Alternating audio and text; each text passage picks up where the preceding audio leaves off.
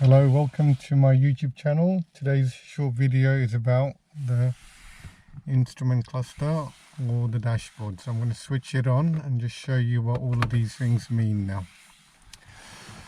On the right here you've got your speedometer. At the moment it's on 0 because the car is stationary. It's reading in miles per hour. Okay, and you can change it to kilometers an hour. If you go into the settings, and you can change that over.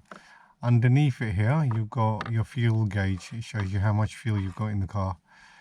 You've got the fuel gauge symbol there with an arrow pointing to the right, which means you put fuel from the right hand side of the car, so it's just at the back. Okay, and if the arrow was pointing on the left, then it would be on the left side of the car. Next thing I want to talk about is this digit here, which is the mileage of the vehicle. So that's how many miles the car has done since new. So it's done just over 14,400 miles. Here you've got the seatbelt sign. At the moment no one's wearing seatbelt in the car, so that's why that light's on. At the top here it's showing the temperature of the outside, so that's the outside temperature in Celsius. That's clearly the time.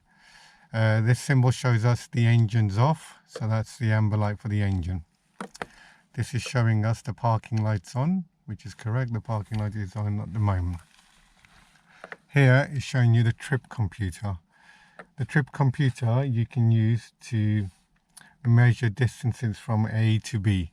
So if you're making a trip, you can calculate how many miles you're doing from A to B, and you can reset it once you get there, and you can calculate how far you're driving. This one can't be reset. This one is permanent. It stays there. On the left hand side here you've got your large, sorry about that, on the left here you've got your large rev count. Okay, this shows you the speed of the engine, so how fast the engine's running. At the moment it's on 0, so when the engine comes on it just hovers just above 1 or just around 1 there when it's on idle. When you accelerate or you put your foot on the gas, that needle climbs up depending on how much pressure you're adding.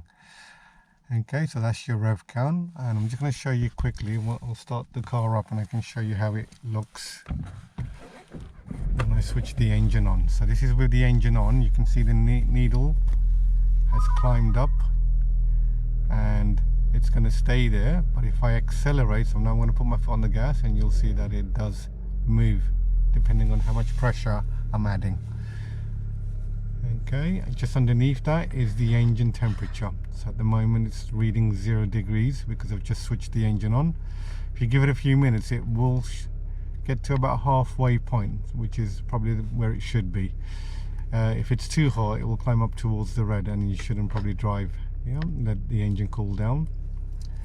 Next symbol I want to show you is just here. It just shows you the heading of the vehicle, so the car is heading east, and that's what that symbol means there.